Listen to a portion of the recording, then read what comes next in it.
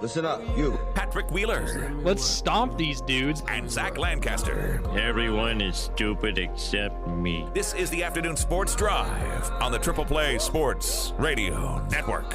That's what I'm talking about. Sport. You ain't never heard nothing like this. Let me work. Show me where the mic is. I'm on stage, black shirt and my Timbs. You know how I do it. I ain't playing with you. I've been grinding.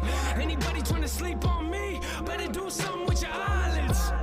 I hear a lot of whining, but I don't hear a lot of rhyming. Whoa. Everybody got opinions. Let it go into my ear, then I block that. Put me on stage, I'ma rock that. Saying you the best. Stop that, phony. I am not that. Yeah. Welcome in to the Afternoon Sports Drive, Triple Play Sports Radio Network with Patrick Wheeler, Zach Lancaster, live on this Thursday afternoon. The Triple Play Sports Radio studios here in downtown Stillwater, Oklahoma. We hope you're having a great Thursday. Thanks for joining us. We have a lot of great stuff coming up in the show today. TJ Eckert's going to join us in 20 minutes. We got a lot to break down with him in the world of college basketball and much more. And then, of course, we've got plenty coming your way, too, here. And you know what, Zach? I wanted to say that where we are now on March 25th, 2021, it's such a different feel than where we were on March 25th in 2020.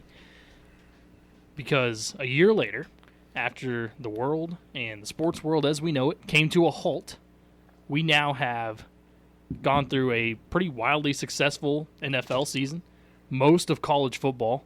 We're about to get Sweet 16 games underway in the NCAA tournament. Major League Baseball is about to kick off with fans. COVID numbers are rapidly decreasing, and we're on the verge of normalcy, and it feels so great. Because last year, coming into it at this time, it was already at this point, about March 25th, where I was already so sick of talking about no sports. Because that's what every topic was about, was this is going to be canceled, or this has been canceled. Where do we go from here? And yes, it was an evolving situation, but it got old really, really fast. And it feels amazing. It's something I would never take for granted ever again, is having sports that are out there for discussion and viewing. So 3 days after the original shutdown, first of all, it felt like the world was coming to an end. It was terrifying. Real World War Z, Walking Dead type of feel, like, oh, God, this is it. This is how it all ends. 3 days after the shutdown, or after the NCAA tournament got canceled, the Big 12 tournament stopped and all that, Robert and I met for lunch at Hideaway and discussed content ideas because there was no more content. And we we created our own NCAA tournament. We went through the Jerry Palm, and we went through every other, the RPI and the net and every other kind of ranking you could go through. And we came up with our own field of 64, and we had our 8 play-in teams, and it was we played through our own NCAA tournament for 2 weeks, and it was stressful. It was a really scary time because you can't buy toilet paper. You need a mask to go everywhere, but there are no masks, and if you find masks, they're $30 for like 10. There's no hand sanitizer anywhere, and you're just like, oh my God, what's going on? And then there's nothing to talk about. Like, I can't even begin to imagine how horrible it would have been to do radio, because like it was hard enough trying to run a website with no content. At least, like, I don't know how we did it, but I can't imagine having to come up with just all, like, because it's the same stuff day after day after day after day. It was not ideal. No. It was not ideal, especially when I had just came into this job. I kid you not. It was like 2 days into it, and there were no sports. It was unbelievable. I remember the fake tournament, and I thought to myself when I was going on that Robert was doing that, I was like, is this what we've come to? Is this what it's going to be from now on? Fake sports? Unbelievable. And then thank the good Lord that they're back. That's all I got to say. Because it is great to finally see everything kind of kicking back in. I can't wait for Major League Baseball. We're 10 days away from opening day. Isn't that wild? It's awesome. A sport that was completely ripped away with a lot of other things, and then when it came back in such a terrible way with all the fighting over money and everything else, and a shortened season, and it was just not good. I did not enjoy it at all, really, if I'm being completely honest. So I can't wait for that to kick off.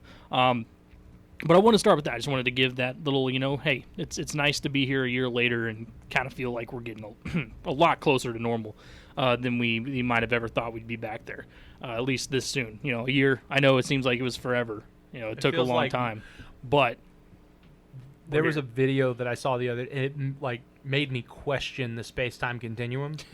Yeah, because it was like the 1 year. We're coming up on the 1 year anniversary of Tiger King. That feels like it was 4 years ago, and that was less than. Didn't it come out like in April or something? Yeah, it was right around that time. We're like less than a year away from Tiger King. That feels like 3 or 4 years. Hit the ideal. Oh I mean, you couldn't have asked for a better chance to have people view your product. It was. That's why it was. Yeah, it was crazy, but it was also a worldwide phenomenon because everybody saw it. Literally everybody. I will say though, the best thing about Tiger King coming out in the year of a pandemic, where everything is shut down, is we didn't have to see every single Halloween costume be of Tiger King and Carole Baskin. And now no one cares about. I don't know. You might be surprised. There will still be some Tiger Kings out there. Yeah, but and Carole Baskins. Yeah, but it's like now when you see like sorority girls dressed as Harley Quinn, it's like 1 out of every 40. And when you see it, you're like, really? Yeah, Original. but then when it first came out, it was like 1 out of every 3, and that's what it would have been like with Tiger King and Carole Baskin. Now you're going to be like 1 out of every. Because I remember me and Marshall went down to cover the Stillwater Midwest City game, and it was on Halloween, and we stopped at a travel station just outside of Guthrie to get some fuel, and there were grown men walking around dressed like the Tiger King, like 40 and 50-year-olds, like they were trick-or-treating. It was insane, but Legends. we're not going to see that. Legends. Well, I was thinking of another word, but legendary. So yeah, it's great to have him back, man, and in full swing. And we're getting ready to kick off a lot of great things with baseball and the Sweet 16. It's going to be fun. I wanted to take a look here before we get to TJ coming up. I'm sure you saw the post yesterday that the Chicago Bears made because it kind of went viral all over social media, and all it said was QB1. And it had a picture of Andy Dalton. Yeah. And it said QB1. Can you imagine a billion-dollar franchise legitimately sending out an Andy Dalton post That's what I'm like saying. that? Either the Bears' social media team is tone deaf, or they actually thought this was a really good idea. Maybe they were told from the top, hey, we want this out there. And they thought this was the right way to go about it. And maybe they didn't really know that they would be completely roasted by everybody on social media because they were completely roasted by everybody on social media. And honestly, what good does it do to actually announce he's QB1 on March 24th? I mean, let's let people assume for now. This doesn't do anything except make people upset. And they have the 20th pick overall. So you're not all the worthwhile quarterbacks are going to be gone. It's not like you can draft one, really. They tried for Russell Wilson. I give them credit for at least doing that. But there's no way that was going to happen or that Russ thought that would actually work out. And it's different if you're in a situation where the Saints are right now, for instance, because Drew Brees, you had a great quarterback forever. But now you have to go to an average one, right? So it'd be different if you were that and you put out QB1. Everyone's like, okay, new chapter. Let's roll with it. We'll see what happens. But given Andy Dalton's history, and given that the Bears have become so used to mediocrity at that position, it just furthered the nasty taste in the mouths of Bears fans when they saw this, and they were disgusted with it. And then all of us that aren't Bears fans got to look at it and laugh and enjoy a nice little humorous moment. Because while it's crazy to think that they made the playoffs last year, but this team, I really do think if they don't get the QB situation set before too long, we're looking at a potential Browns situation here. I think the Bears are about to go down the toilet. Their defense was the only thing keeping them alive and relevant.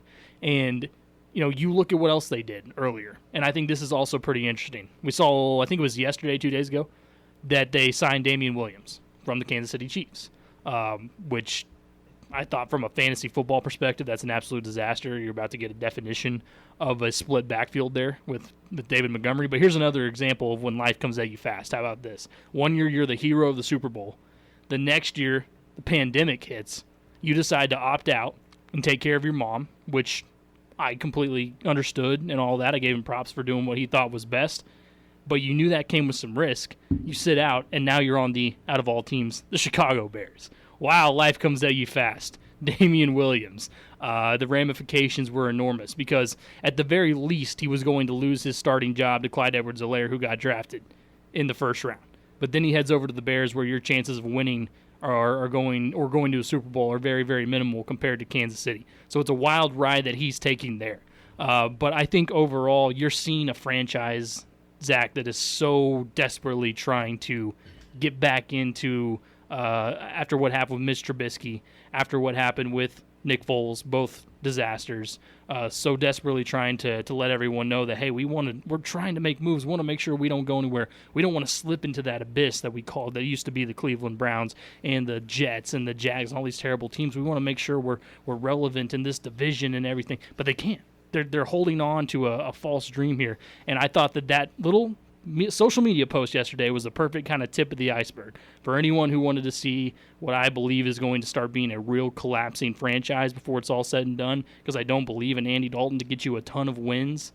That was kind of it to me. I saw that on social media, and you see the response, and it wasn't just random people on Twitter. You saw a bunch of big-time names that were like, yikes, this is not the way. And people were talking about, well, we're getting fans in the stadium. It's going to be great. They're going to have a crowd and draw. And it was like, QB1 Andy Dalton's going to draw fans in? No. Am I missing something here? Yeah, it was one of the more, when I saw it, it almost kind of made me mad because I was like, really? Why would you post that? Why in the world would you put QB? And you can't feel proud about it either. And remember why Andy Dalton signed. He said, why? Because the Bears told me I was going to be the guy. I was going to be the one that came over and got the starting position over Nick Foles, which, as we talked about, is a marginal improvement. I really don't think it's that big of a deal. But this is a franchise before our very eyes that we're really kind of seeing falling by the wayside, which is pretty incredible considering where they have been in their history, right? I mean, in the Ditka years and all that. And now look at them.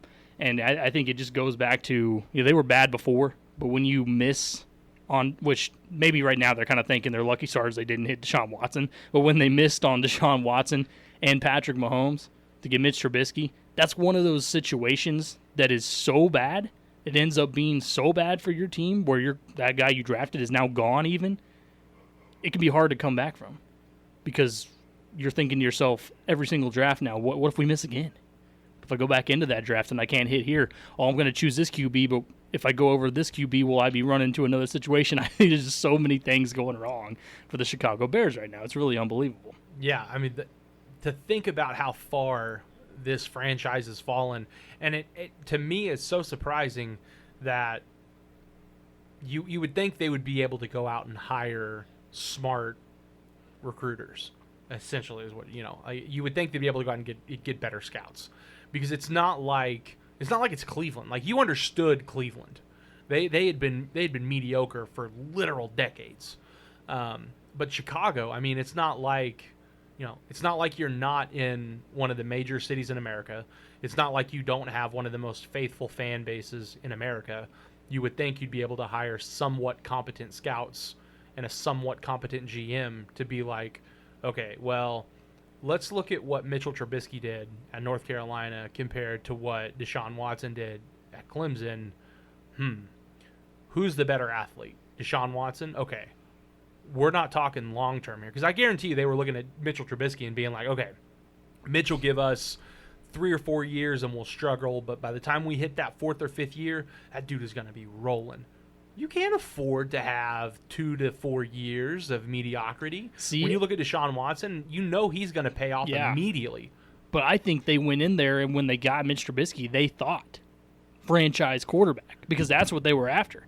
And they looked at it, Deshaun Watson and Patrick Mahomes, and thought, we're being told by our guys here, and we've done our research and enough to see we think he gives us our best chance. And you go back and you read some of those draft reports that people had on Deshaun Watson and Patrick Mahomes, like they're famous now for some of them, how off they were. Because part of it, you hit and miss on quarterbacks. You do. You are taking a real big risk every time you draft a quarterback, because you don't ever know if it's going to translate, because it's such a position that requires so much talent. You don't know if it's going to translate to the next level. So you're hitting and missing a lot, but to do it at this level, and like you mentioned there with the Browns, that it's something that if you get into that vortex, You talked about it. The Browns were bad for decades. It's hard to come back out of that. We're just now seeing Cleveland try to take that next step and turn the corner to become a relevant franchise. If the Bears don't do something in a hurry, and that means figuring out what to do at the quarterback position because Andy Dalton, Nick Foles isn't the answer, then they're on the verge of doing that. I really do believe that. This would be something that you would bring this up in 5-6 years and see where the Bears are. And if they're heading towards or already at Browns territory where they've become quite literally one of the worst teams in the league and everyone just laughs at their expense, we could see it coming from a mile away. Yeah. And that's why I think you have to be, if you're the ownership, if you're the GM of the Bears, you have to be tiptoeing here. Every single move from here on out is crucial to make sure you don't go out of relevancy. Well, Andy Dalton isn't going to keep you relevant. Like, what are the contract deals? What's the contract details for Andy Dalton? Can't be more than 3 years. Let me double check because I want to say it was 2 years, but Because I'm hoping that Andy Dalton, like I'm hoping, because he's competent enough. Like, he can go out there and not lose you games. I think he could do enough to keep you in ball games. He's not. This is 1 year, by the way. Okay, he's not going to win you games by himself, but I think he would do a better job than Mitch Trubisky. But I hope that the Chicago management is sitting here thinking, all right, we bring him in, we figure out a way, let's move some pieces, see if we can't move up and get a good quarterback coming out in 22. That's what I'm saying, because I think that they're still at the point now where they can do enough to save this franchise. Yeah. But they are tiptoeing the line right here. Running out of time. I'm telling you, one wrong step, and we really may be seeing this in the next few years where it's becoming the new Browns. Yeah, but are we really surprised that an organization that is in a city that covets sauce bowls and calls it pizza? Yeah, Are we really surprised that they're Hey, struggling? You come on this show and you're going to expect Chicago-style pizza slander. It's gross. If I wanted, It's gross. If I wanted to eat sauce, I would just open up a jar of marinara. Yeah. I wouldn't order a Chicago-style pizza. They're like, hey, I need some bread. would you like some crust with your sauce? That's basically what it is.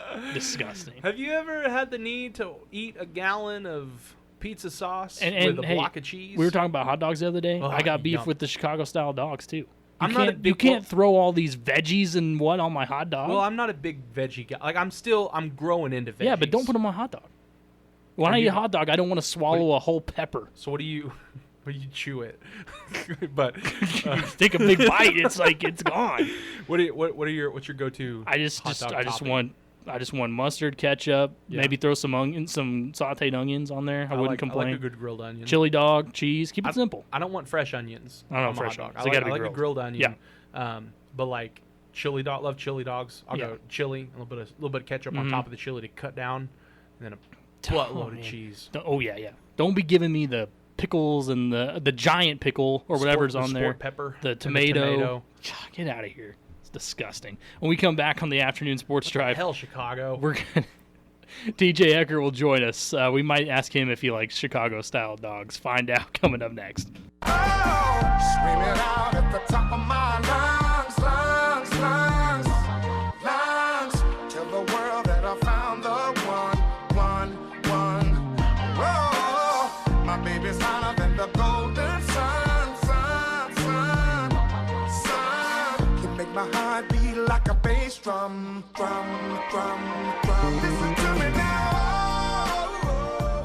Welcome back into the afternoon sports drive, Triple Play Sports Radio Network. Patrick Wheeler, Zach Lancaster here with you on this Thursday afternoon. And joining us now on the hotline, Sports Director KTUL, TJ Ecker. TJ, my man, what's happening? We got a lot to talk about, Pat. Oh my gosh, do we ever? We have a ton to talk. And you know what? So we have so much to talk about, but we have one pressing question we have to get to you. Yeah. We just got through a really heated topic about Chicago-style foods. And Zach and I have both agreed that we're not a Chicago hot dog or pizza fan. So do you like Chicago deep dish or are you normal?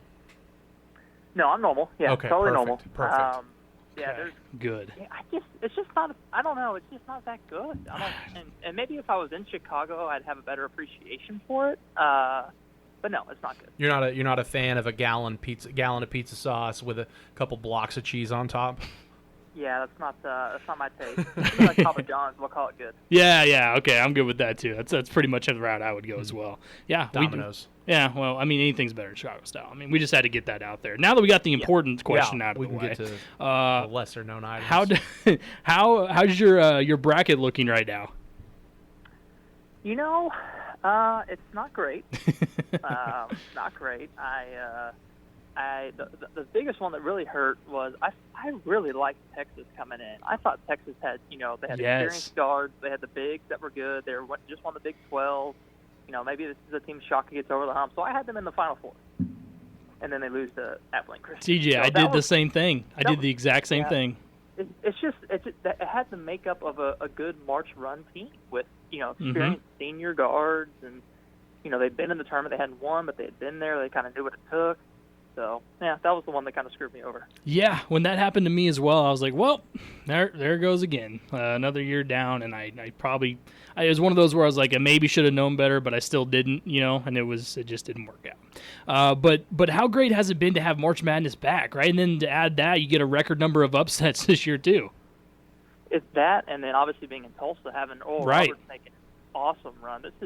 It's been so much fun. The tournament itself, I'm sure it's just because we missed out on it last year, but it just feels like there's so many more compelling stories this season.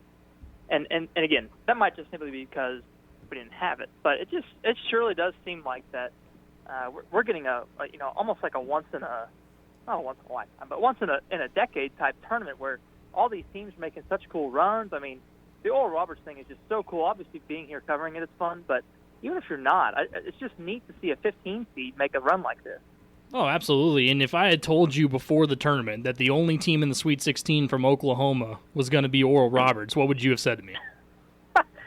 I would have hung up. I'd have hung up the phone and tried to find a decent-sounding sports radio station to start listening to. That's fair. That's completely fair. It's wild, man. Does that mean that are you traveling to Indianapolis and covering that, or what?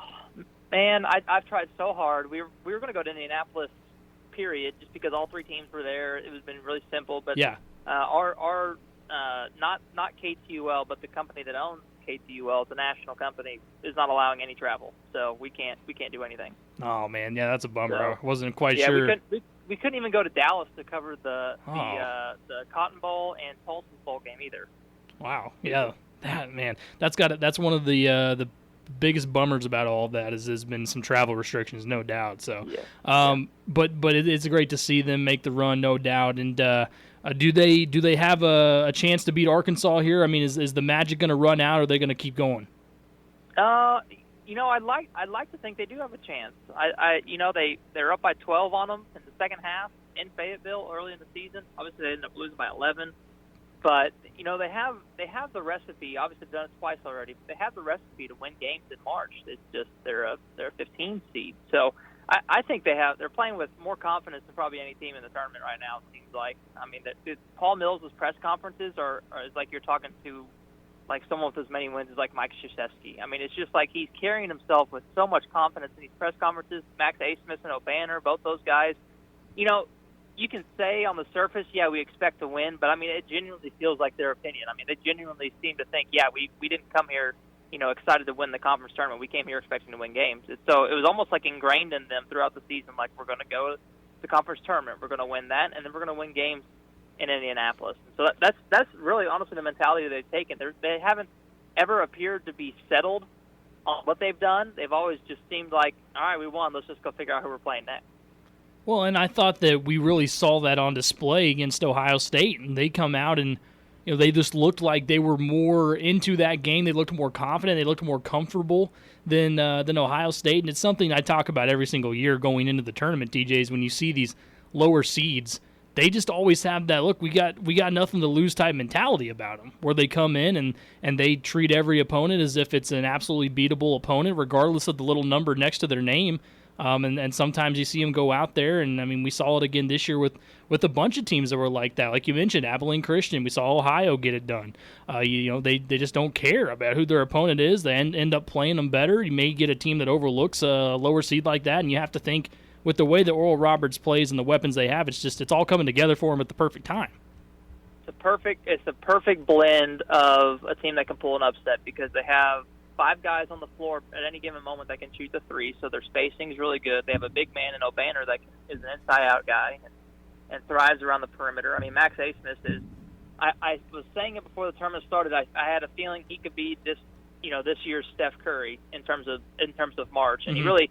I mean, he hasn't put up any 40 spots or anything like that, and he's hit some logo threes, but he hasn't really fulfilled that. But I mean, he's lighting it up. I mean, he's still I think he's averaging around 26 or 27 a game in the 2 games. So, and then you factor in the fact that the first game, that first upset, even though it happens all the time, it always seems like there's one big seed that is caught slipping, and so that first one. You're surprised it happens, but you're like, well, it's bound to happen. It happens every tournament. The second one is normally the one that gets you because Florida knew coming in that ORU had the potential and the ability to pull off an upset. They just watched them do it against Ohio State.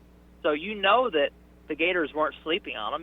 That they were prepared to play a really good team, and they still lost to ORU. So that one's impressive. If they do it against Arkansas has heard for a week about how good ORU is and how they shouldn't overlook them. So.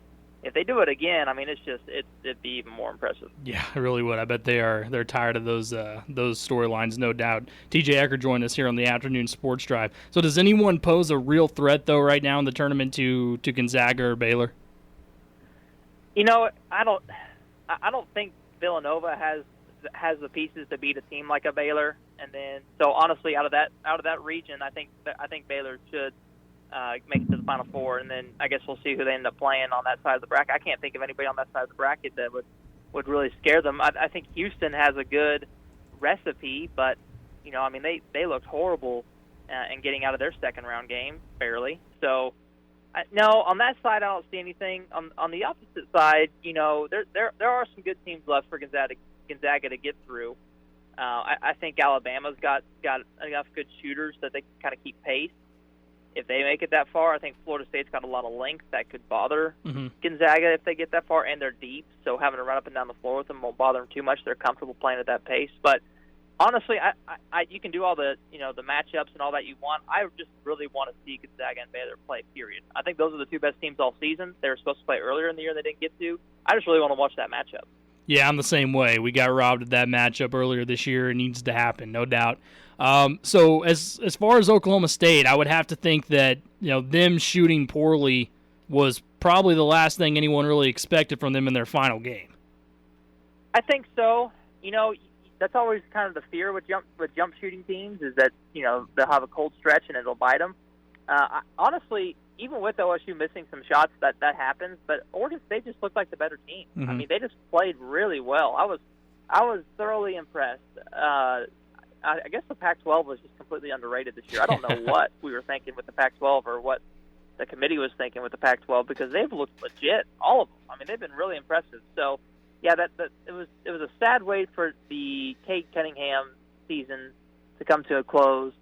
I thought it seemed like every game in the Big 12 slate there down the stretch, they're down, they're struggling, and then they go on a crazy run and the 6 points in like 15 seconds that they had, or less than that got it down to 3. I was thinking, yep, here it is. They're taking over. They're gonna win, and they don't hit into the shot the rest of the game. So that was the shocking part to see them have life, have pretty much all the momentum after that Cunningham 3 off the steal, and then just can't get a ball to fall. It was really surprising.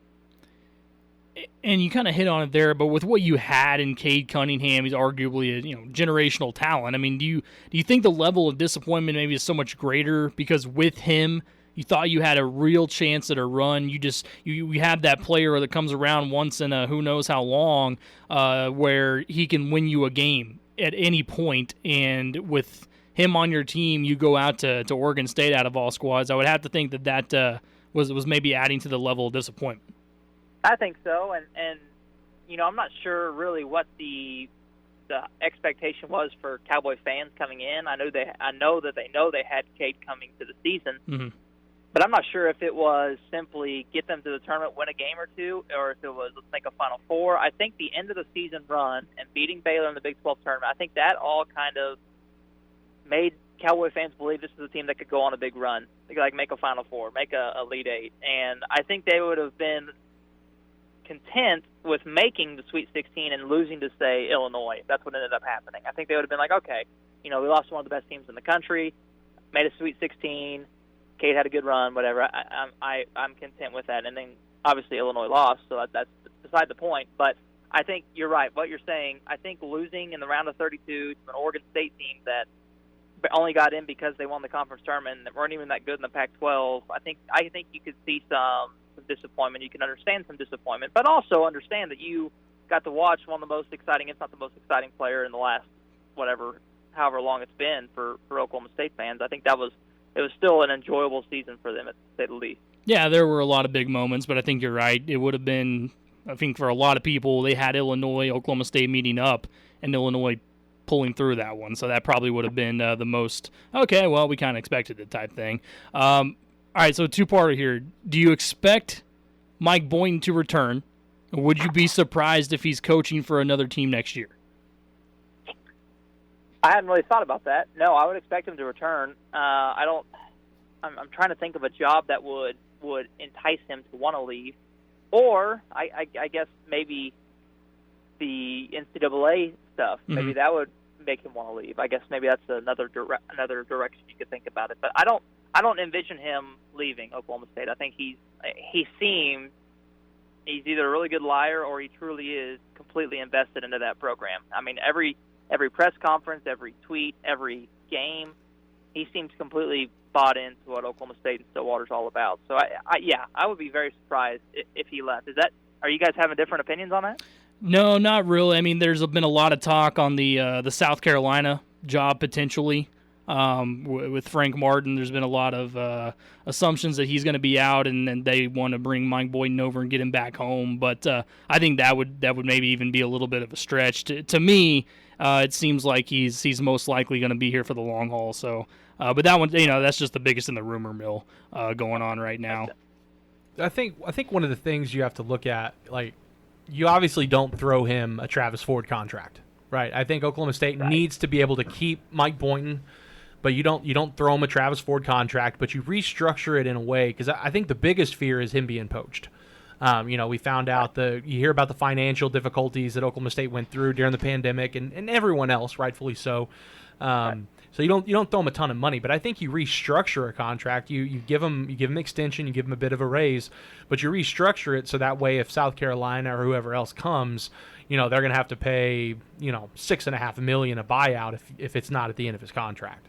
No, I totally agree, because that's been the big thing, right? Back the Brinks truck up for him, Mm-hmm. right? That's what everybody's been saying. But yeah. As you're mentioning, I mean, do we really want to do that? You saw what happened when you did it before, and I like that idea. I like the idea of giving him an extension, knowing that you're granting him those extra years and you're rewarding him for the success that he's had, Mm-hmm. and then you're giving him a raise as well, also rewarding him. But you're also not just throwing the whole kitchen sink at him and putting yourself in a bind. Absolutely. Well, and we heard, to him it was a non-story because it had already been discussed. But he understands it. He's everything we've heard. He's grateful to the athletic department, but he took a pay cut, and him and his I don't know about the assistants, but I know he turned down the potential bonuses by making so far having a certain record or what have you. So I think if you approached him and gave him a $1.6 million, $1.8 million raise, close to $2 million or what have you, and you extend him and you tack other bonuses on there for performance, especially coming up the next couple of years, and you just extend out the buyout clause. You don't make him the highest paid coach in the Big 12, but you certainly make it worth his time, because with what he's done, this is OSU's best record since 2012-2013 under Travis Ford.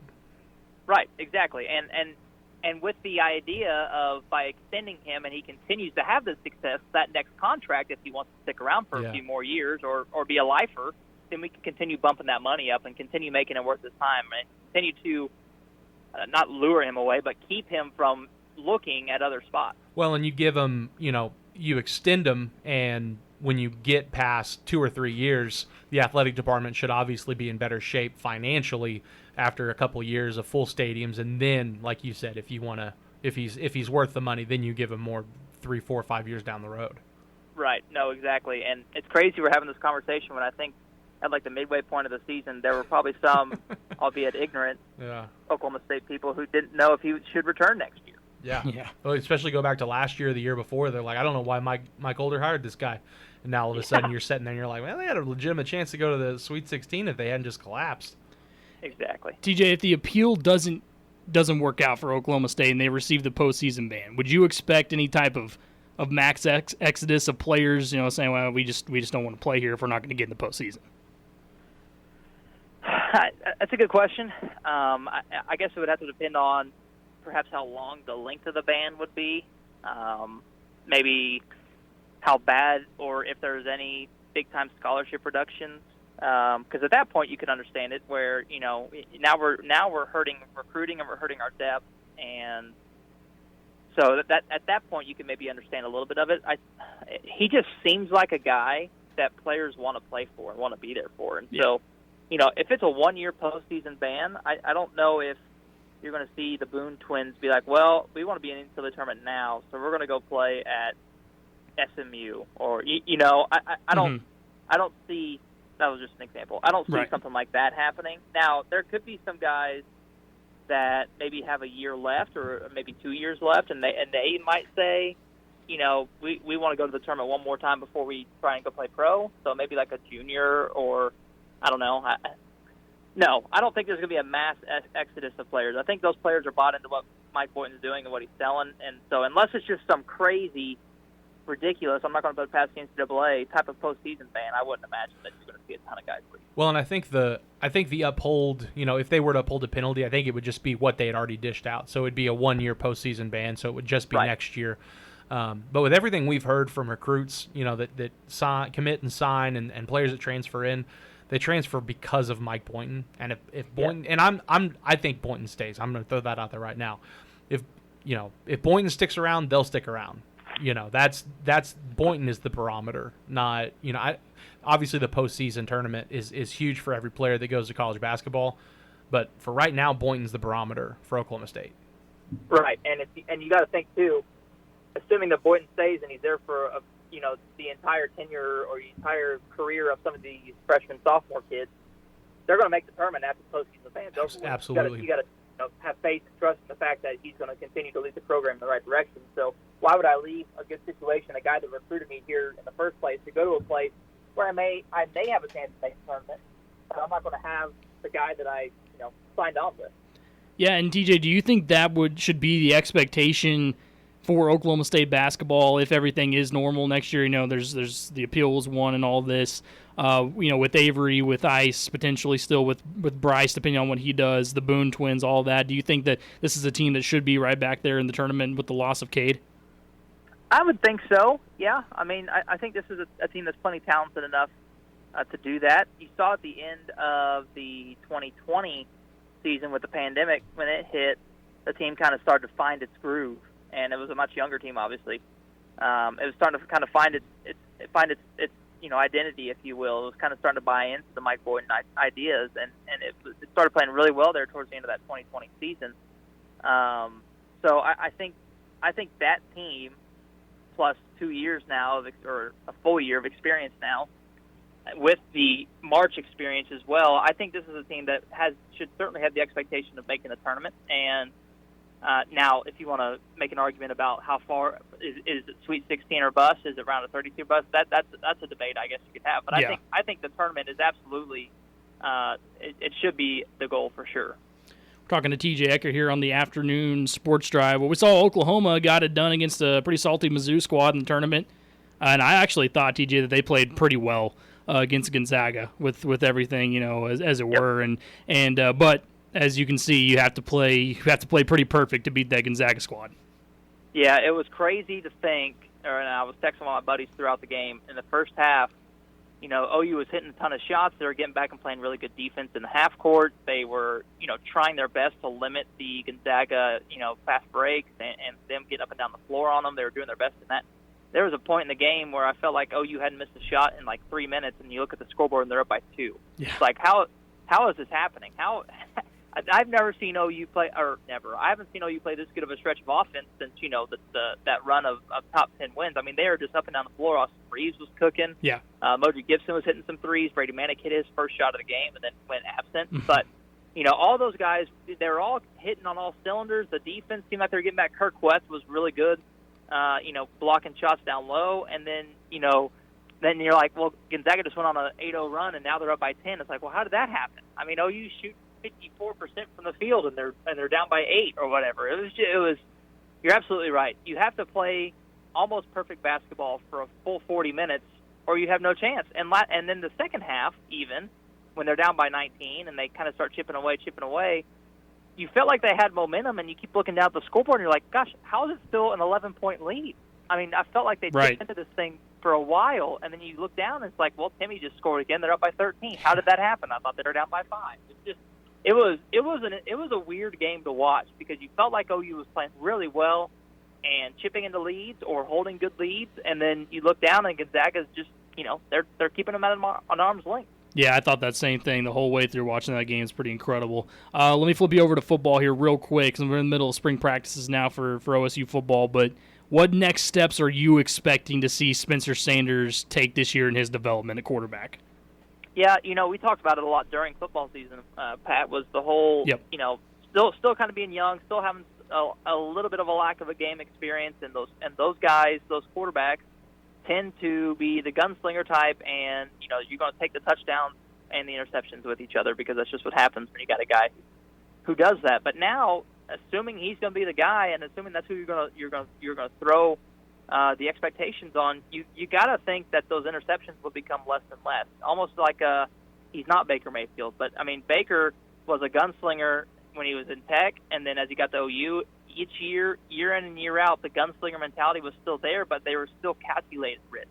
They were not just throwing the ball all over the place and seeing what happens. So you'd like to see that kind of development from Sanders, in that he's still going to keep that same aggressive mindset, but it's not passive aggressive, but like a calculated aggression, if that makes sense. Sure. Knowing when to take your shots, knowing when to force the ball into coverage, knowing where your matchups are at. So that's kind of what you like to see. That was the really long and trying to sound smart answer of just saying let's not throw as many picks. But that's basically what it is. And then better ball security in the pocket, because that's been an issue since he got there in terms of, he gets hit in the pocket and he fumbles, or he's running in the open field and he's not secure with the ball and he gets stripped. So stuff like that, just learning from those mistakes, you hope to see that out of a guy playing in his third year. Well, TJ, before we let you go, how's your new podcast going? And tell everybody again where we can find it. Yeah, the Plugged Lie. It's going. We're really enjoying it, having a lot of fun. Plugged Lie Pod on Twitter and Instagram, and we just announced, actually in our latest episode, Pat, I'm glad you asked. We are officially partnering with the 2021 KitchenAid Senior PGA Championship that's here at Southern Hills in Tulsa. Awesome. Really fired up for that. We'll be providing a lot of content, some exclusive content, in terms of interviews and on-the-course stuff during the tournament. And so, keep an eye out for that. And we just released that episode, interviewed Taylor Moore, who's from Edmond, went to Arkansas to play golf, and he's now on the Korn Ferry Tour. So lots of good stuff. Plugged Lie Pod. It's on Twitter and Instagram, and you can find the podcast on Apple, Spotify, all over the place. There you go. Make sure you check out the Plugged Lie podcast, the exclusive stuff there from TJ and the gang. So, make sure you check that out. TJ, thanks so much for joining us as always, man, and we'll talk to you next time. Yeah, I appreciate you guys. Thank you very much. All right, TJ, I can follow him on Twitter at TJ Eckert, KTUL, and make sure you check out the Plugged Lie podcast on Apple Podcasts, Instagram, and Twitter. It's always good stuff on there. I've heard it. It's really good. When we come back here on the Afternoon Sports Drive, do you know the name Isaiah Wilson? Well, you're about to.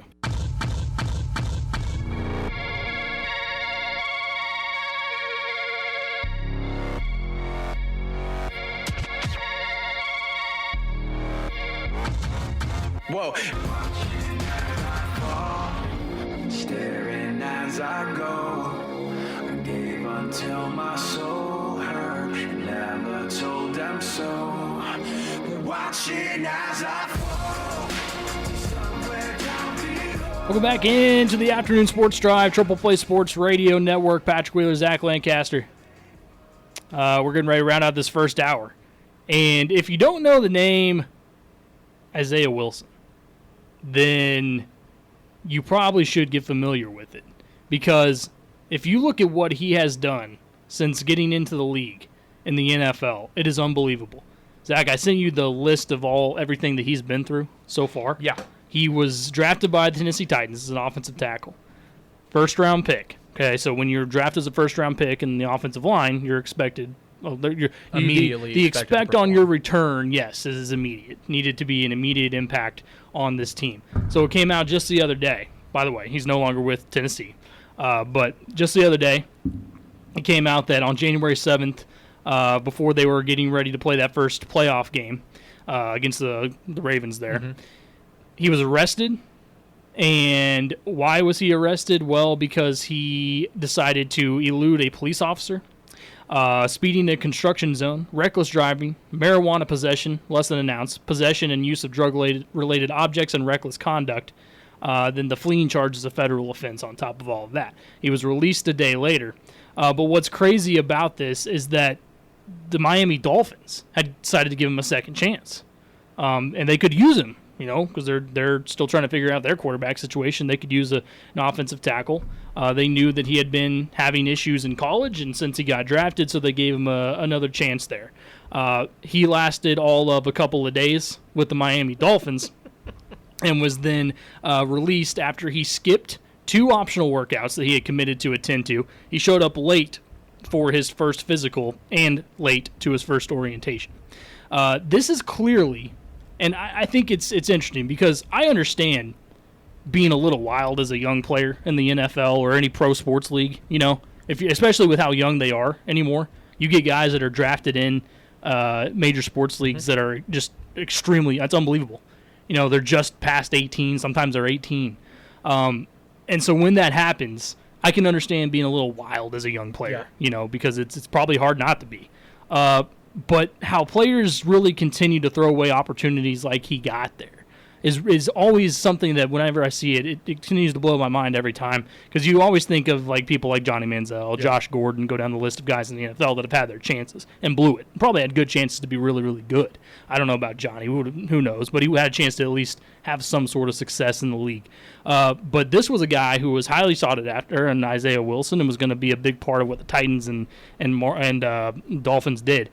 And the fact that he had these different chances here, and you always see this pop up with players that just can't get past things they used to do.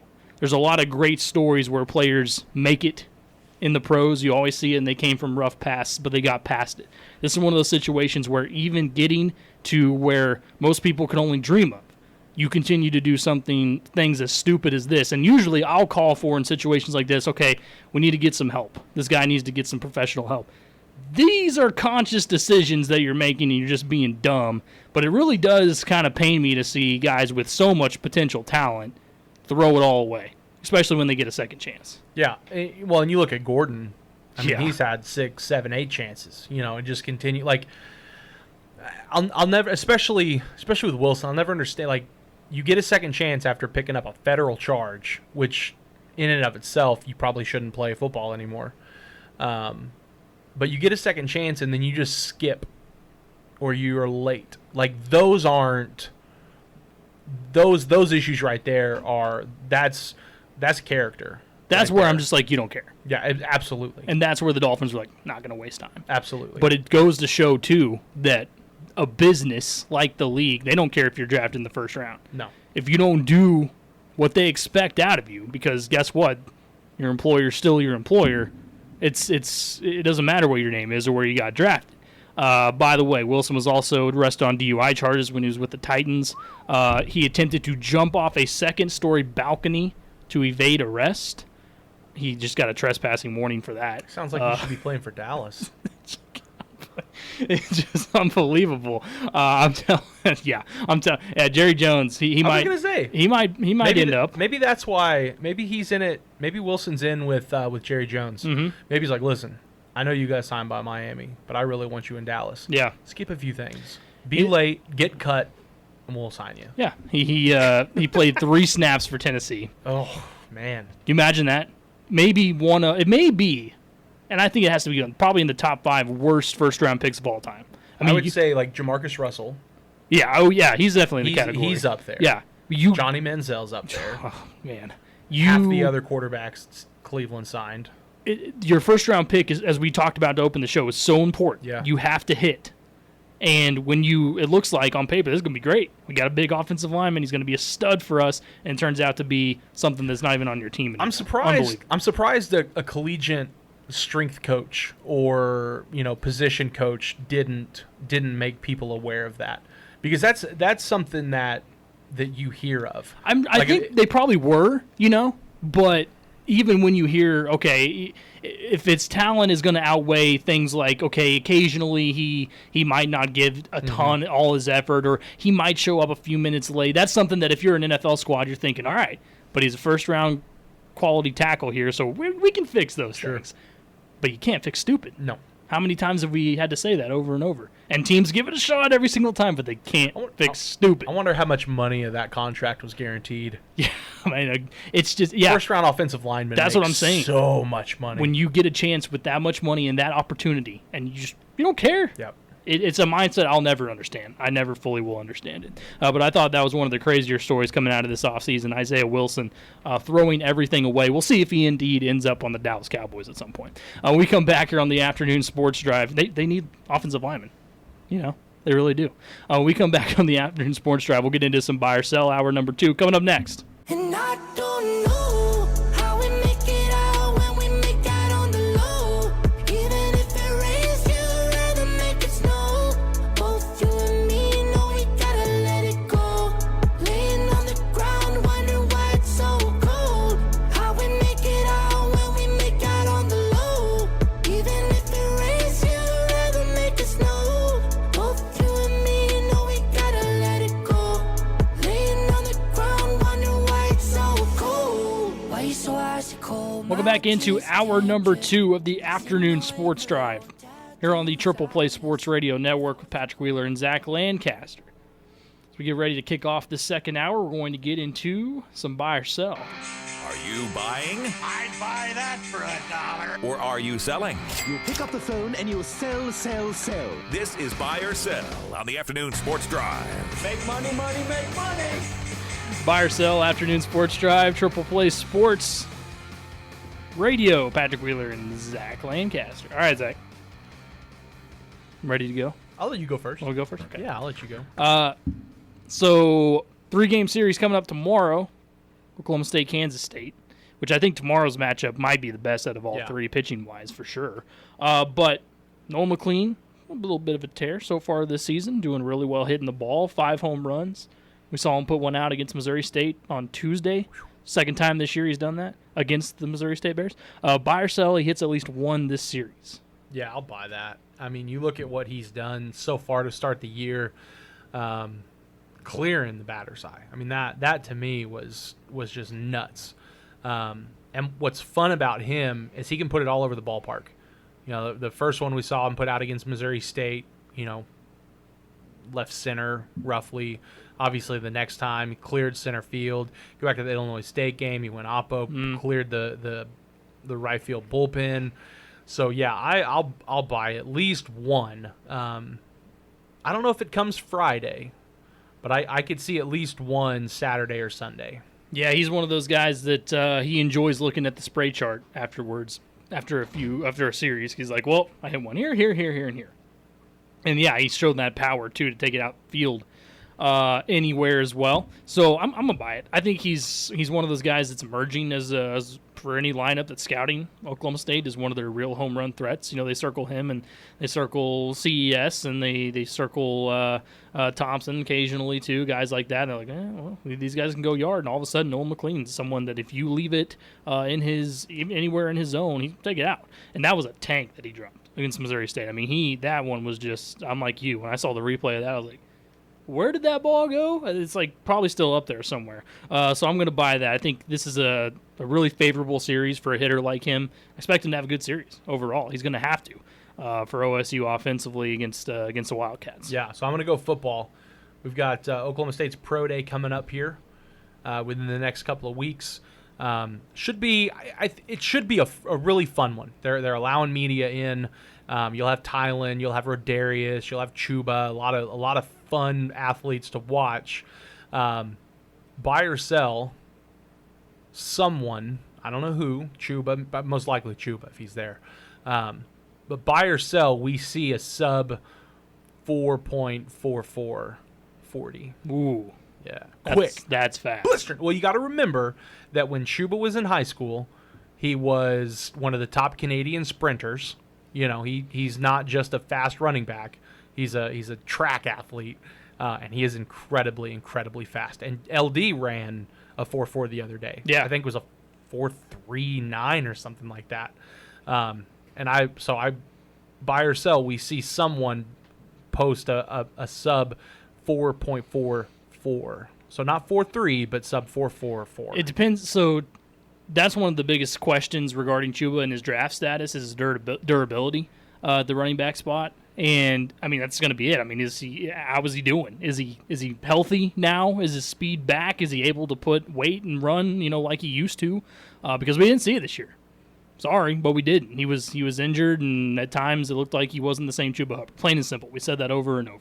And there were guys that stepped up in his place, and look, we got a nice little surprise with the running back depth on that team. LD earned a starting spot this year. Played his tail off. Dominic, I mean, it was incredible what all these guys did. And so I guess I would, and I remember watching the highlights of the year previous where he showed off that speed. When he got to the second level, that's what was separating him from other running backs, because he was a guy that would run through you, no problem. But he would run away from you, too. I mean, you weren't going to catch up to him. That's what you want to see. I mean, NFL scouts, they look at that and they're like, okay, we got a guy that if we get him past the linebackers, he's in the second level, he's going to burn your corner, he's gone. Or your safety, you're ever trying to make your tackle, he's gone. So I think I'll sell cautiously here with everybody else, too. Chuba certainly has probably the best chance to do that. Tylen's quick. I mean, but I'm going to sell only, and it could happen, but Chuba's going to need, I think this pro day is really important for him. I know it is for everybody, but really important for Chuba based on where he's going to land in the NFL, because I think he has the ability to make an impact on any team he goes to, but you don't want to see him in a situation where he doesn't have a great pro day. All of a sudden, there's more questions about his durability. He ends up behind a guy that maybe he shouldn't be behind at the next level, which we've seen happen. So if he's good to go, fully healthy, yeah, maybe so. But I'll cautiously sell that for now. Yeah, it's at 17. Before he came to Oklahoma State at a Canadian track meet, ran a 10.55 100 meter. So Chuba without pads, and that what he needed most last season, and there's no way they could have gave it to him. Because you were unsure about the other backs, you didn't know what you were going to get, and you were coming off a 2,000+ yard season. You needed Chuba, but what he needed was 4 or 5 weeks off. You needed to set him and rest him, and there was no way you could do that. He's had a lot of time. He's had a lot of time off. We've seen him. He's out in California. He's down in Texas. If he opts to run the 40. He'll have a low, like a low 4.4, maybe faster. Chuba is insanely fast, and this is huge. This is a big spring day for a pro day for him, because I think most of these pro days are doubling as the NFL Combine. So this is huge for Chuba. He has to go out there. He has to show these scouts that he's still fast. He has to show these scouts that he can go out there and do the 5-10-5 insanely fast. The 3-cone drill. He's got to be able to go. And I think one of his stronger suits, I think something that's gonna do really well for him. I think he's gonna do really well with Spencer. They'll have Spencer out there throwing the ball, or maybe Shane throwing the ball, or whatever. But I think he's gonna show that he can be a receiver out of the backfield. I think that's gonna be a big one for him. That's one of the biggest things we were looking for this year out of him, and I know they had really worked on that with him coming into this year to kind of even be a safety valve for Spencer, but to be a guy that could show at the next level. Yeah, because you have to be able to catch the ball out of the backfield. Yeah. Very rarely do you see running backs anymore in the NFL that are strictly running backs. You got to do it all. You got to block, which was another thing too. Pass block. We wanted to see more out of that from him. And I think he has the potential. We saw DeAndre Swift have a decent year in his rookie season. I think he has the potential to do something like that. I wouldn't quite put him next to what Jonathan Taylor ended up doing, which was incredible. But I think he could be a steal for any team that grabs him late based on his potential production in the league, what we've seen him do. I'm sticking with running backs as well. Ooh. How about that? Buy or sell that L.D. Brown coming into this season, since we know he's coming back. Yeah. Will enter the season as RB1, and then maintain that RB1 status throughout the entire year because we know we got Dez and Dominic that showed they can get it done. Yeah, I'll buy that. I think LD was one of the nicest surprises we've seen the past couple years. You know, you go back to Chuba's 2,000-yard season, and LD had some pretty good runs. But you go back 2 or 3 years, and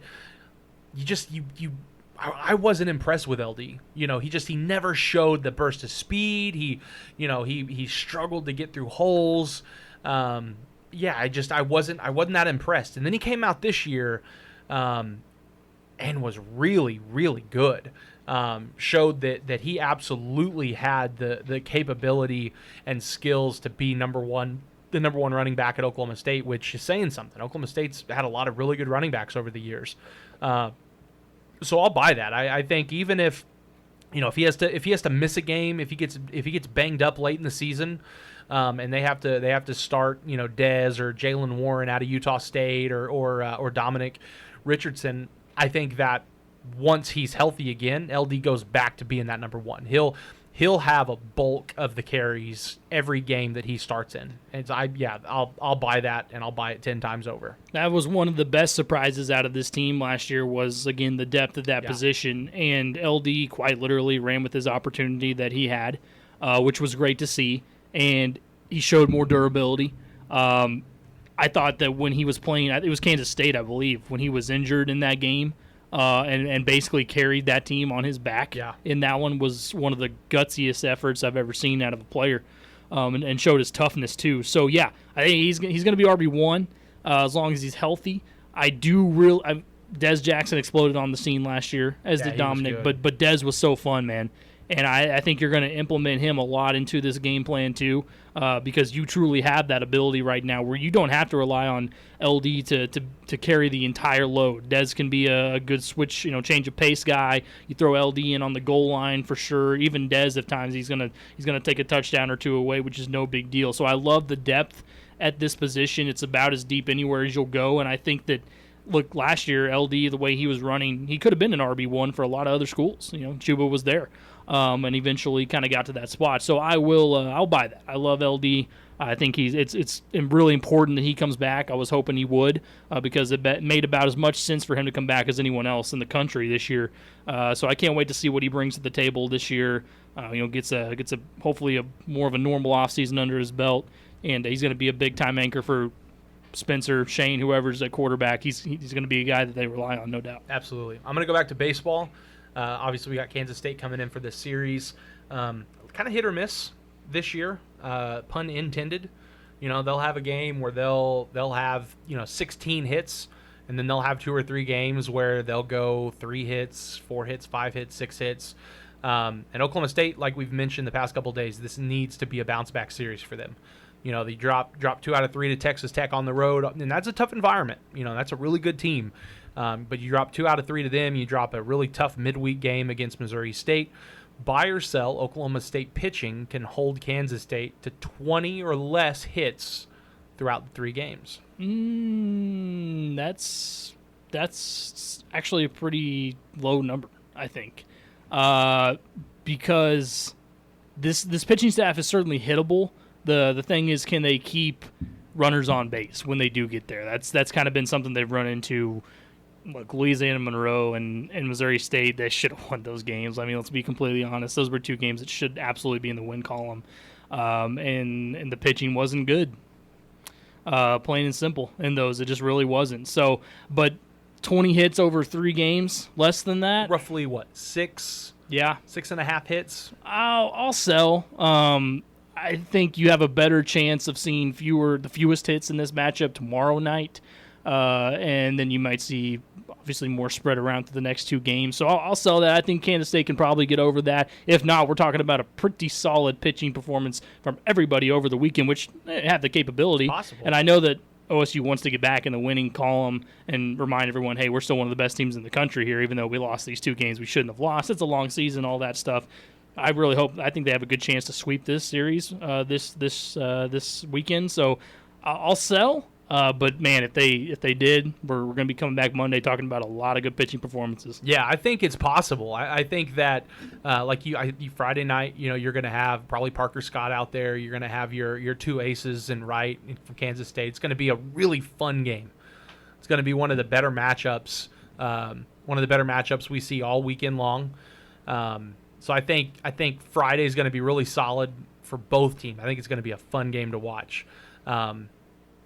I think it's possible you could see a combined effort over Saturday and Sunday, keeping them because you may look at a max on Friday, maybe 6 hits, maybe 6-7 hits.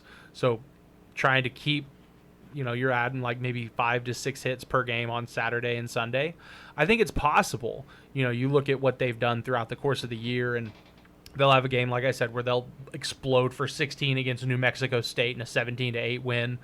But then you look at, you go to a 1-0 loss to Rice, and they finished with 5 hits. So it's possible. I'll sell it, but I think it's right around 22-23. It's not much. But I'll be very happy to be wrong if they can hold them to 20 or less. So former Seahawks and was current Niners, and there's rumors he might be back with the Seahawks cornerback Richard Sherman, said that Matt Stafford, now with the Los Angeles Rams, would throw for 5,000 yards or more this season with his brand new team. Mm-hmm. Would you buy or sell that? I would sell it. Because I think we talked about it yesterday or the day before, and I think he's only done it once in his career. He got close the second time. Twice. Yeah, twice, yeah. One time I think it was like a little over 4,900, and the other one was like 47 or 4,800. It's close. He was close. He'll have better teammates. He'll have better athletes around him in Los Angeles. But it all depends on whether or not they're going to try to run the ball. I like Matt Stafford. I like him a lot. I also don't. Durability is going to be a big question. If he misses a couple of games, that'll be the thing. If he plays a full season, I'll buy it if he plays a full season, because I think you're out there in LA, you've got some really good athletes, you got a good defense. I'll buy it if he stays healthy. But if he plays less than a full season, he won't do it. I'm going to buy because I'm going to also buy into what Sean McVay is going to do. We saw what he did when Jared Goff came in, and it looked like a match made in heaven for a lot of people. Then this past year, Jared Goff was not playing well again, but at the same time, the Rams inexplicably went away from what succeeded with him, and it blew my mind that no one was talking about that. Everyone was blaming it solely on Goff, and while I understand he was a big problem, the team didn't do him any favors, neither did Sean McVay, and I still think there was a lot going on behind the scenes between those two that we still don't know all about yet, that it's going to be detailed later on at some point, and I think that had a lot to do with it. So I'm buying it because it's like you said, the weapons are there. Robert Woods and Cooper Kupp are legit wide receivers. That's a really good tandem. Fast, capable of catching anything that's thrown their way. You've got really solid tight ends. I think Tyler Higbee has a chance to be a top 5 tight end this next year. And then the run game that catches a lot of passes as well. Cam Akers is going to be a stud. Darrell Henderson's a good backup. There's just and then of course the defense, which we know is awesome. They're really good at getting the ball back. And this isn't Jared Goff. It's Matt Stafford. He knows how to air it out. He's done it for a billion years in the league. And I know the age is kind of up there now, but guess what? With the offense that he has, with the weapons that he has, with the coach that he has, this is going to be built for him to succeed. It's all going to depend on his health, true. But if the Rams stick with the game plan and don't panic if a game goes wrong. If they get it early in the season and 1 or 2 games don't go the way they planned, and all of a sudden they're hitting the panic button and they're going back to running the ball a ton, and then now the trust in Matt Stafford is gone, that's when we see everything fall apart.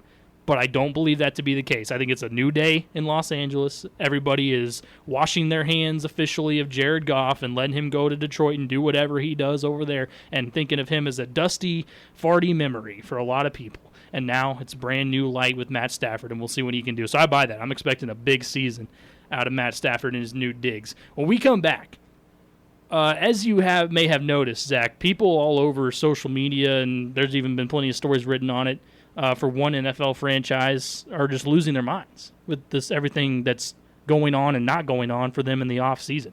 I'm going to put everybody's doubts to rest when we come back. This is the Afternoon Sports Drive. Today met my doom, took one in the boiler room. Put food on the table of a dying breed man.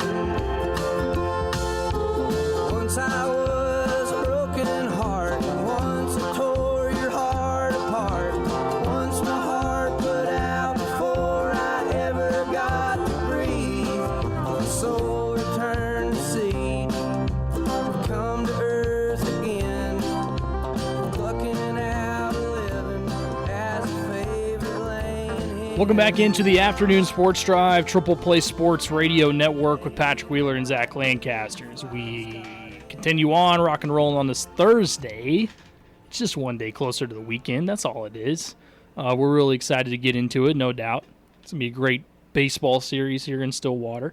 I think we're planning on being there tomorrow night, so we'll see how that goes. And I think, like we've determined, possibly has a chance to be the best matchup of the weekend for OSU Are you K-State. gonna be there? Yeah, planning on doing it. Yeah, I know. I'm really hoping that does happen again. I've only seen that once this year. I'd like to see it more. Mm-hmm.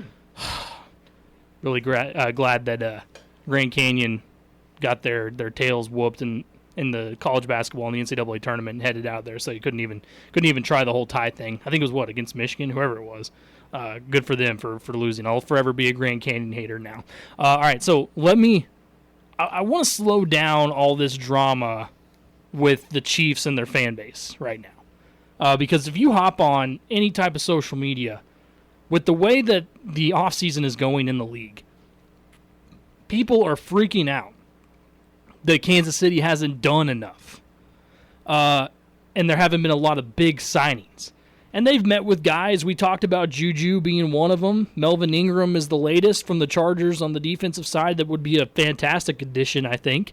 But people think right now that Brett Veach won't budge on money for some players. That's been the complaint. They're like, well, Juju, he maybe wanted more and you weren't willing to offer him all that. I'm like, no. Juju wanted more money the next year, plain and simple. We all know that. It wasn't anything about that. But we really saw a really great example yesterday of what I'm about to say here.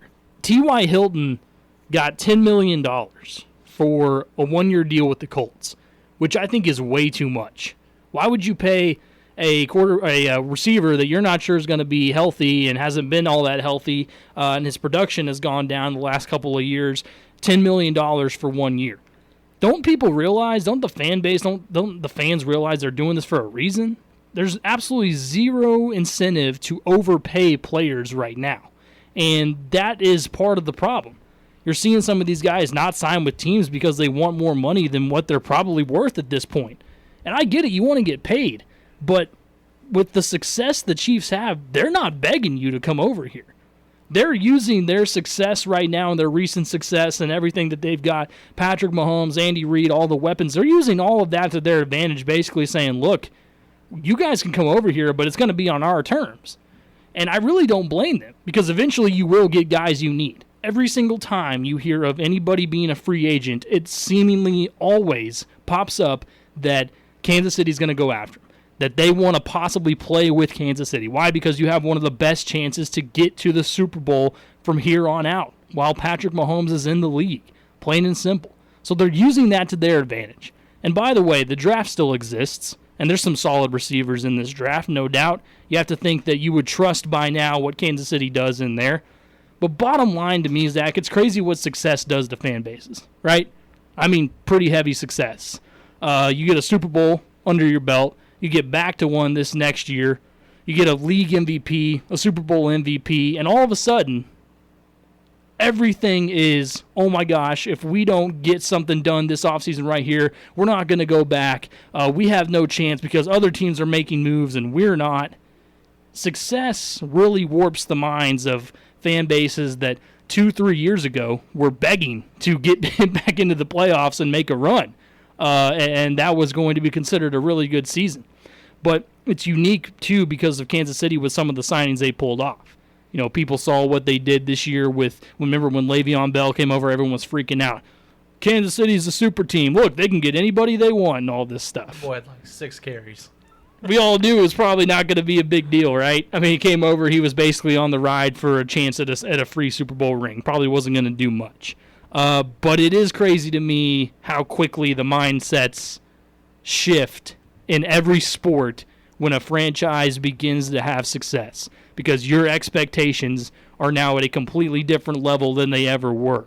But I'm telling you, it's like a broken record here, but fans of the Chiefs, fans of any successful squad, by now you would have to be, I would think, trusting enough in your organization to know that when the right move is needed to be done, it will be done. Plain and simple. And you got to trust in the draft process. This isn't the Chicago Bears that we talked about earlier. This is a team that has been pretty solid throughout the draft. They didn't buy their team here. They found Tyreek Hill. They found Travis Kelce. They went through and they found Patrick Mahomes, and they traded up to get him, who's arguably the best player, is the best player right now in the National Football League. They know what they're doing. They got Clyde Edwards-Helaire last year, who's going to be a stud before it's all said and done. I really do believe that. People, all of a sudden, though, but the thing is that when success comes knocking on the door, the expectations change, and when that happens, your judgment is clouded of your fan base, you know, and it's not something that you ever really experienced because you got used to maybe some mediocrity. You got used to missing out on free agents and missing out on draft picks. When things change like that, the expectations go through the roof, and sometimes they're unneeded at a time like this, where I say just trust in it. Well, who's making all the moves? What NFL teams, what types of NFL teams are making all the moves right now? I think what the Patriots did sent a lot of people into the frenzy. Well, and that's the thing. The Patriots are desperate.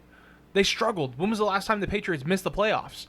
They had to go out and say, listen, we've won. I know we don't have Tom Brady anymore, but we have had so much success over the last couple of decades that we have to go out and we have to get players to get us back into the playoffs. Kansas City, when was the last time they traded for an outstanding player? They drafted Pat Mahomes. They've drafted these players. They brought in these players before they had an insane amount of success. You weren't going out there and signing top tight ends to get to the Super Bowl. You didn't trade for Patrick Mahomes. You didn't do a Deshaun Watson type trade where you're dumping dozens of draft picks and your top defensive player. Who's to say that they're not going to go in this year's draft and draft the next Travis Kelce or what should have been the next Eric Fisher? You know, I get the frustration of, damn, we made it to the Super Bowl a couple years, and why can we not sign a top 10 receiver? Why would he want to choose to go back to Pittsburgh? Why could we not sign the 2 top available free agent tight ends? Why would they not want to come here? We're going to Super Bowls. I get the frustration, but that's not how you built your team. You didn't build your team by trades and signing free agents. You built it through the draft. You built it through the process. And you look at it defensively. When they made the moves where they went after and they got Frank Clark. Yeah. When they re-signed Chris Jones. When they went out and got the Honey Badger. When they went out and got Sammy Watkins. Those types of moves right there spoiled everybody because of the output that they've gotten from those players. Now all of a sudden it's like, okay, who's going to be that next bigger pickup right now? Who's going to be that next big draft pick that we hit on in all this? And you are expecting immediate big-time moves and immediate big-time success from a very delicate process that takes a while to eventually come to light and get you the results you're planning for. But it really is fascinating to watch. The number of people that have seemingly lost faith in an organization that has done nothing in the past few years but produce over and over and hit in the draft over and over. Last year was a perfect example too. You got Clyde. and he's going to be really good. L'Jarius Sneed is going to be really good. I think Willie Gay has a chance to be really, really good. And this year, who knows who we're going to grab. And by the way, Patrick Mahomes is signed for 10 years. You think that with all that time, we're not going to get a couple more star players wanting to come over to Kansas City? I mean, let's put a pause here now. And I think a lot of it, too, is coming from people are not sure about the offensive line. And as I told you yesterday, you saw it explode on a national stage. That was the thing. When they watched the Super Bowl and everybody saw what happened to Patrick Mahomes when he had two of his offensive linemen, two of the best that were out, you didn't have LDT. You know, there were a lot of holes there, and you saw it. You went up against a really good defense, and there was no chance for Patrick Mahomes to win that Super Bowl with Kansas City. So with that being on such a big stage, now all of a sudden it's like, wait, we need to get one of the biggest offensive line names. When Trent Williams, when that went down, when they found out that the Niners were going to come over and poach away one of their guys because of a better offer or whatever, all this, that's when it started to take people into this spin-off, and they were in a frenzy. We can't sign guys because we refuse to do deals with them and all this. Look, there's going to be plenty of opportunities. You had a couple, I think, decent signings this offseason already on the offensive line. You know, I mean, I really think that Thuney is a great guy to have. I think he's going to pay dividends. You're going to get LDT back. I mean, there is a chance that you draft another one. Free agency isn't over. You know, this is, last I checked, we still have a chance here. So it needs to be a little bit of a calming of the flames here. Don't exacerbate everything right now, because it's at a level where you are acting like there hasn't been success recently, because there has. But people don't understand that with all that success, it really spoils people to the point of you better expect, you expect return this instant. Just calm down. Just relax. Things will happen. Things will land out how they're supposed to. And is anybody going to be surprised if Kansas City is back in the Super Bowl next year, or is at least making a run? No, absolutely not, because of the talent they already have and trusting in what the GM is going to bring in at some point. When we come back on the afternoon sports drive, we're going to take a look at what we learned here on this Thursday. It's coming up next. Feel like I'm gonna puke, cause my taxes are due. Do my password begin with a 1 or a 2? Been a hell of a ride, but I'm thinking it's time to grow. Metronome. Man, I'm up to something. Ooh-dee-la-dee-do, thank you all for coming. I hope you like the show, cause it's on a budget. So ooh-dee-la-dee-do, yeah. Come on, here we go, yeah. Come on. Here we go. So put your best face on, everybody pretend you know this song. Everybody come hang. Let's go out with a bang. I'm way too young to lie here forever. I'm way too old to try, so whatever, come hang. Let's go out with a bang. Back in, this is the afternoon sports drive on the Triple Play Sports Radio Network with Patrick Wheeler and Zach Lancaster. And to round out the show, we're going to tell you what we learned here on this Thursday. The day is coming to an end. Time to find out if these two got any smarter. Let's find out what the guys learned today on the afternoon sports drive. Well, I learned something today. So I learned today, just recently, Zach, that the NFL has announced they will not be requiring player vaccinations to be able to play next season. There was a lot of talk of, would that be a potential way to get everything completely back to normal in a league like that, where you mandate that the players get vaccinated, they come in, you don't have to do all the masks and the social distancing and all that. But I think that if that had been mandated, it's a dangerous precedent, I really believe. Because that's one of those things where it's an individual's right to decide if they want to be vaccinated or not. And I think you would have seen a lot of lawsuits potentially happen had that been the case, where like, you can't tell me I have to be vaccinated to get in here and play.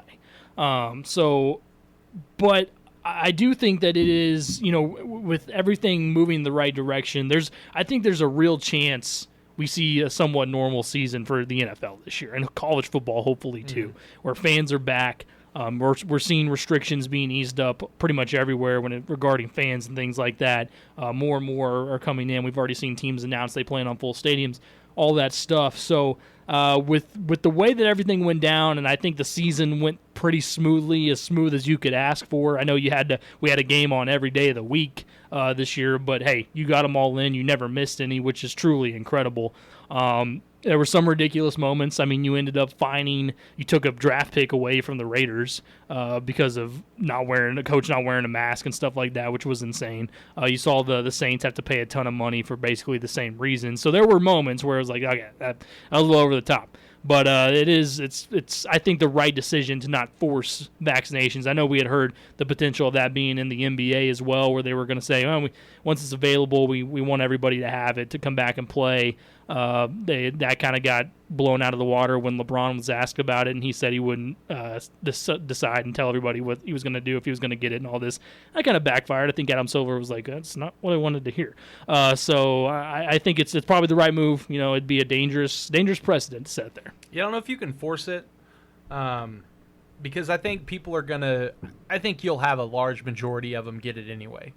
I think the numbers for herd immunity. I know this isn't the same thing, but like number for herd immunity is like 75% of the population. Then you're good.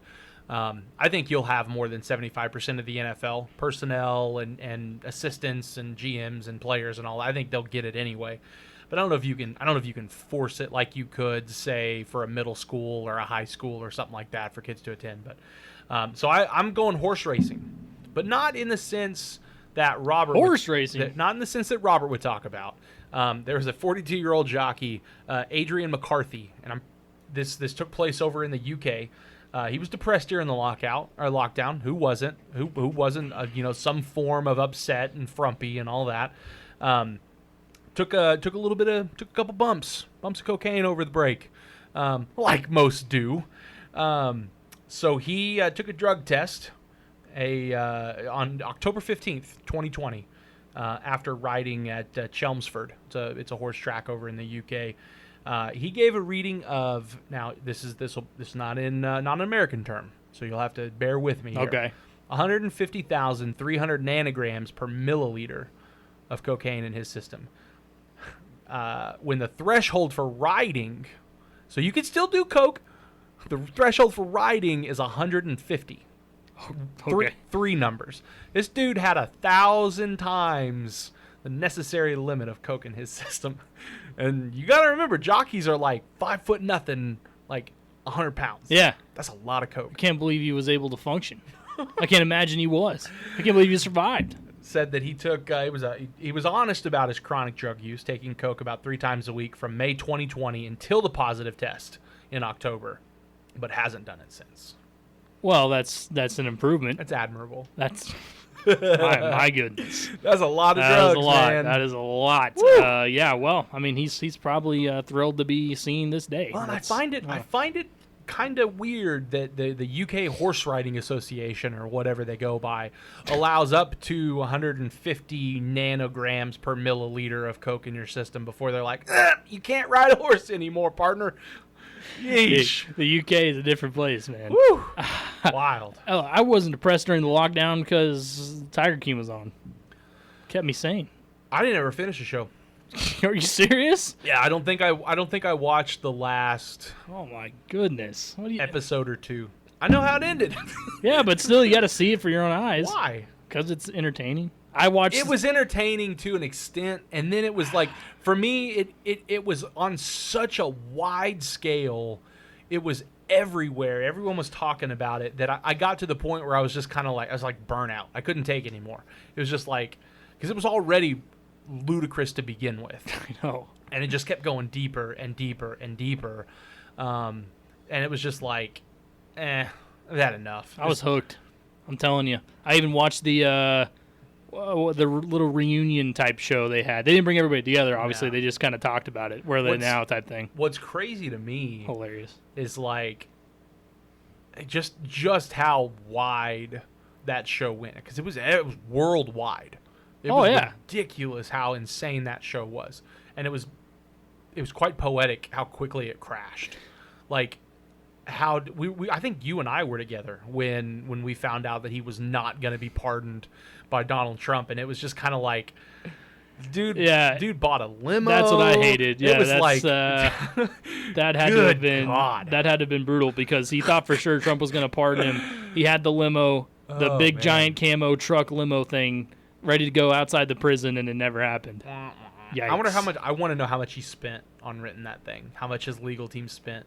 He's like, his lawyer's like, by the way, We'll just take it out of your commissary. yeah, when you do happen to get out, your bill is extremely You're large. gonna owe us a Your lot. commissary, yeah, that'll be 5 billion honey buns, please. Yeah, He'll never eat ramen again. never. Poor guy. This has been the Afternoon Sports Drive on the Triple Play Sports Radio Network. Big thanks to TJ Ecker joining us earlier. We'll have his interview up on the YouTube page. You can check all that out later on. If you missed it, a lot of good stuff from him as always. That's Zach Lancaster. I'm Patrick Wheeler. We'll be back here tomorrow on Friday to round out the week. See you then.